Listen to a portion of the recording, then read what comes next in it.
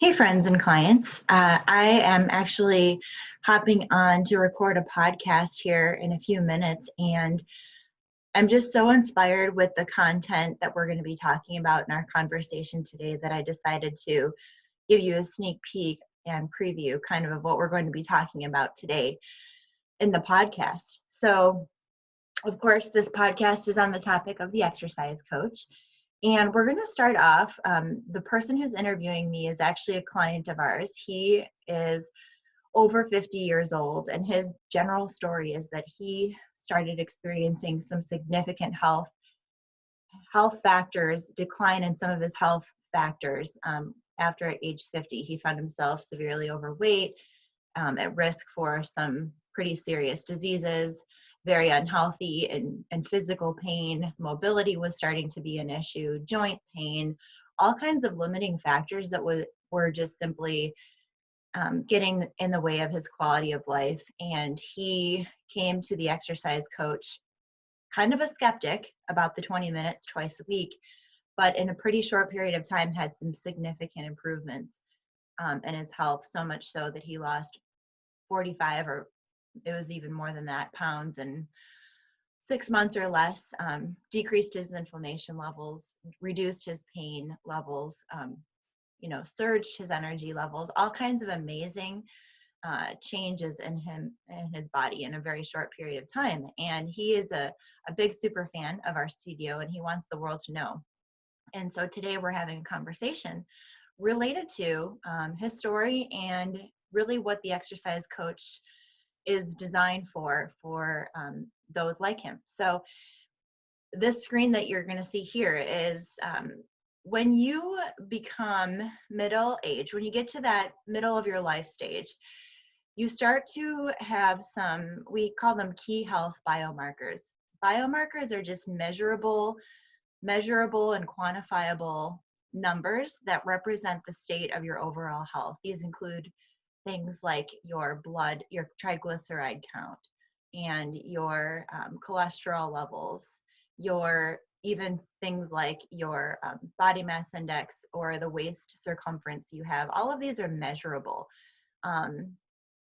biomarkers, and the kind of these key biomarkers have a significant impact on your overall longevity. So once you hit 50, what are the things that start to become a little bit more important to you to watch? Well, there are things like obesity. There are things like heart disease. These are the things your doctor is going to be checking on. Your cholesterol levels, diabetes risk, blood pressure. All of these things are really on the forefront of your health. And these also includes things like your bone health, your bone strength, osteopenia, osteoporosis becomes an issue. Hormone levels and your hormonal health become an issue as well over 50. And so these are kind of the things that we're starting to deal with at this age. When you have a combination of 3 or more of these risk factors on the yellow side here on the left side of this graphic, you are described as having something called metabolic syndrome. And metabolic syndrome is when somebody has 3 or more of these risk factors, this is the state of being which opens the door to certain diseases. And these diseases are in red. These are the things we have to watch out for over 50. Things like certain types of cancers, cardiovascular disease is a huge problem in the US. Diabetes, type 2 diabetes, a lot of people are at risk for that. And when we look at these factors, they're going to sound familiar as being part of the risk factors associated with complications of COVID-19. A lot of these states of our health can be traced back to the health of our metabolic system, which is directly impacted by the lifestyle we lead, which is where our strength comes in. The problem that most of us have, actually all of us have, as we age, which is a factor in us developing these risk factors for metabolic syndrome and the ensuing diseases, is the fact that we are losing muscle mass. This graph here shows that starting in our 30s, the average adult is losing 10% of their muscle mass every decade. This process of muscle loss happens behind the scenes and naturally, and it accelerates in our 60s. And then by the time we're in our 80s or 90s, we've lost well over half of the muscle we once had in our body. The process is called sarcopenia, and this is happening to all of us. A lot of you will recognize the feeling of your body starting to function differently, some weight gain, some feeling of weakness, increased joint pain as you get older. And the culprit behind that is the fact that we are losing our muscle. We show our clients this graphic a lot. There's that graphic at the very top, left side in red, of that muscle loss. And again, the consequences, if you look down below, of this muscle loss is a big difficulty in our body handling the sugar we eat, insulin resistance. Our muscles no longer are as good at dealing with the sugar in our bloodstream. And so when we have insulin resistance, our body has a harder time processing sugar. That's what opens up the door to higher triglyceride levels, blood sugar levels, and ultimately leading to type 2 diabetes. Another consequence of that muscle loss is whole body inflammation.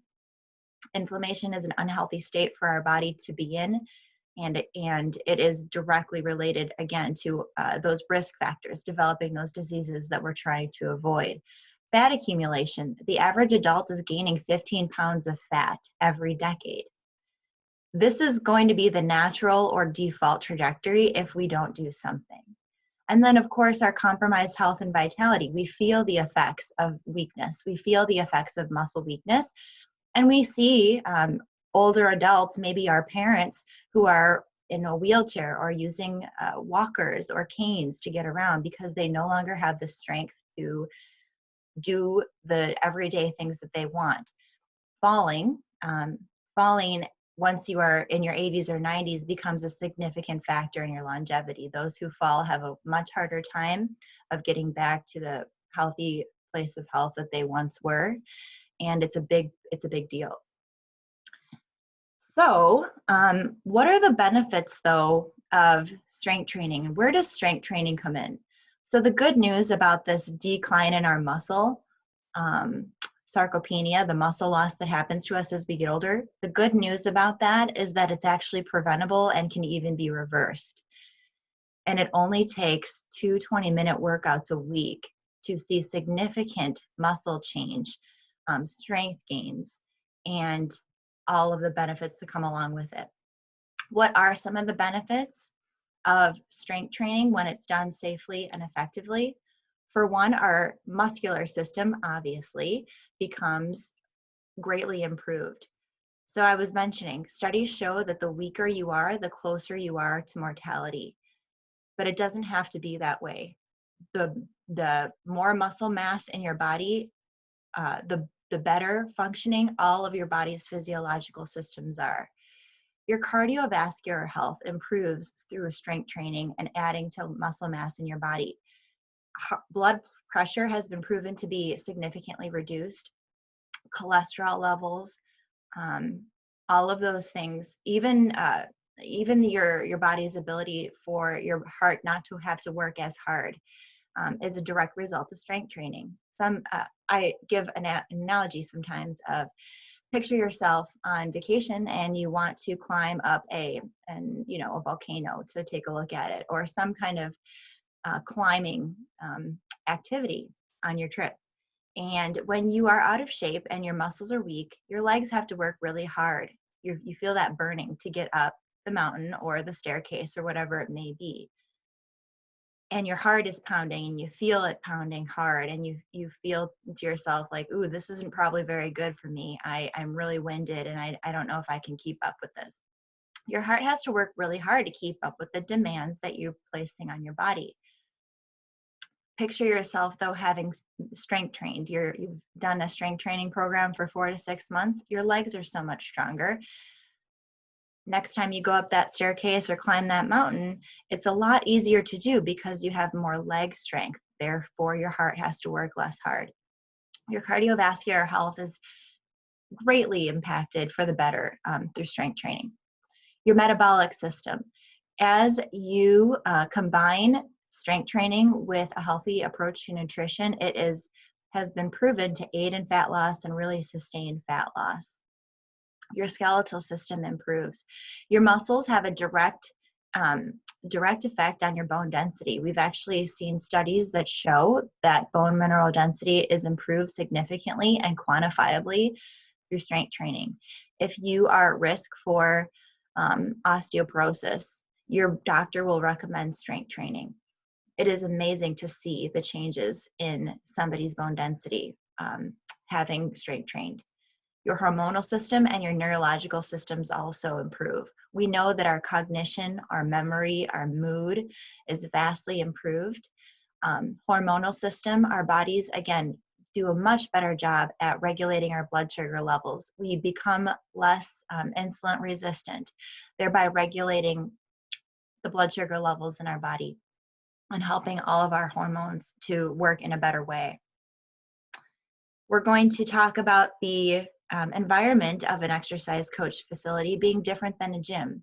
A lot of people are simply uncomfortable going to a busy gym. It's an unpredictable environment. There's a lot of human beings moving around a space unpredictably. Some are breathing heavily, some are running on a treadmill right next to you, some are sweating. Our facility is the polar opposite of that. It is small, clean, semi-private, and it's designed to focus on you and giving you the best experience, the best workout to really stimulate those muscles to change in response to the workout you've done without being in the environment of a sweaty, busy gym. And we're finally going to wrap up this conversation today by talking about just the proof that is in the pudding. Our program is designed to be proven, provable. We want to know that our efforts are paying off. And when we exercise, we want to know that it is working. And so we're going to talk about how we quantify the results for our clients. It's amazing because the more deconditioned you are getting started at the exercise coach, the more significant improvements we see in your strength levels. And again, when your strength changes and your muscle quality improves, so do all of the physiological systems in your body. It literally is the number one thing you can do to improve your quality of life moving forward. It is the number one thing you should invest in order for every other area of your life to get better. And so I'm really excited to have this conversation today. I look forward to sharing it with you later, and I hope you'll tune in when it comes out. Thanks so much.